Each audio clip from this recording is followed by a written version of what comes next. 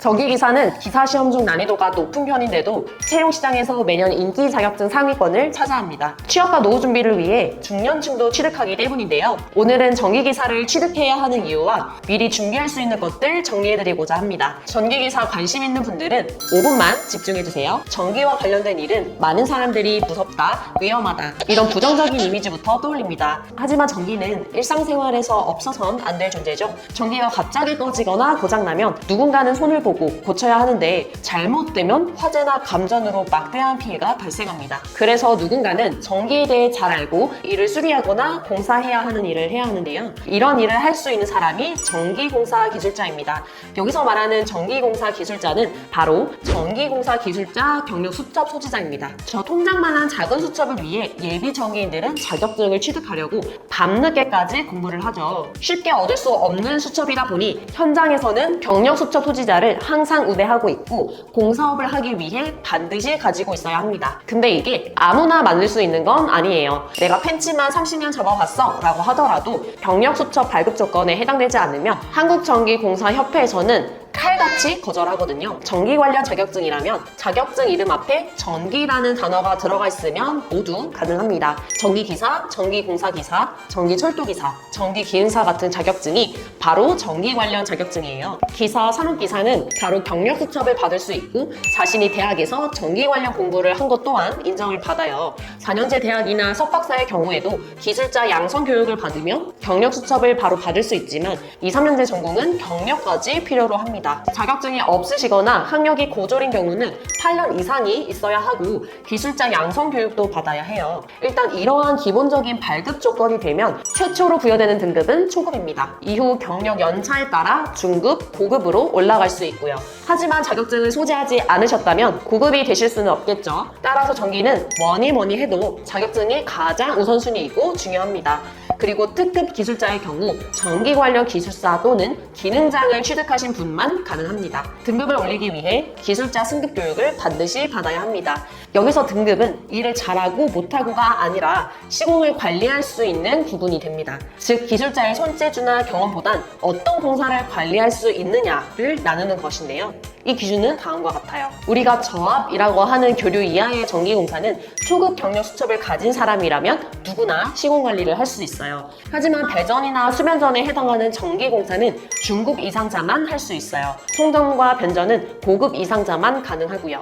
만약 전기설비 용량이 정해진 크기를 넘으면 해당 사업장 안전을 위해 상시 근무하는 전기안전관리자를 반드시 채용해야 합니다. 이때 전기안전관리자 선임은 전기 관련 국가기술 자격을 갖춘 사람만 가능하고 전기산업기사 이상이 해당돼요. 안전관리자 선임 기준은 다음과 같습니다. 1000kW 미만 전기설비 용량은 안전관리 대행이 가능해서 선임이 필요 없어요. 다만 1000kW 이상 설비는 전기산업기사 이상만 선임될 수 있어요. 취업처를 넓히기 위해서는 전기산업기사 이상 자격증이 유리한 거죠. 1000V 이상은 전기기사 자격증과 경력 2년 이상이라면 모든 전압 용량을 커버할 수 있어서 무제한 선임이 가능합니다. 일부 공기업, 대기업, 공채를 제외하고 대부분 채용 공고는 해당 스펙을 필수적으로 요구해요. 경력 수첩을 받기 위해선 경력이 있어야 하는데요. 직장에서 통계, 데이터 분석 업무를 6년 했으니 이를 전기공사 기술자 경력으로 인정해달라고 한다면 인정받을 수 있을까요?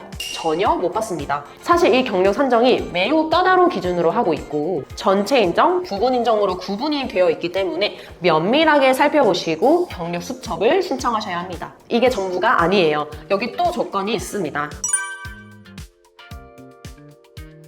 매우 복잡하죠? 분명한 것은 전기기사 이상의 자격증이 있다면 쉽게 경력 수첩을 손에 얻을 수 있다는 점입니다. 위의 조건만 가지고도 헷갈리시면 한국전기공사협회 1566-1177로 문의해보시면 쉽게 아실 겁니다. 만약 전기기사 응시 자격에 해당되는 경력이 부족할 경우 어떤 식으로 응시 자격을 만들어야 할까요? 산업기사, 기사 자격증 시험을 보기 위해서는 시험 볼 수 있는 자격이 필요한데요. 그 자격은 관련된 계약을 나오거나 관련된 일을 몇 년 이상 해야 한다는 기준이 있거든요. 만약 응시 자격이 안 된다면 몇 년의 시간을 투자해서 만들어야 하는데요. 하는데요. 효율이 너무 떨어집니다. 이때 바쁜 분들은 학점은행제를 활용해야 합니다. 학점은행제는 일반 대학과 다르게 학점제로 운영하는 온라인 대학인데요. 학점을 취득할 수 있는 방법도 다양하고 난이도가 상당히 낮아요. 심지어 산업기사는 41학점, 기사는 106학점이 필요하기 때문에 1년 반에서 2년 반의 시간을 아낄 수 있어요. 학점 취득하는 방법은 기본적으로 온라인 수업이 있고 전에 대학을 다녔다면 그 학점 전부를 쓸 수 있고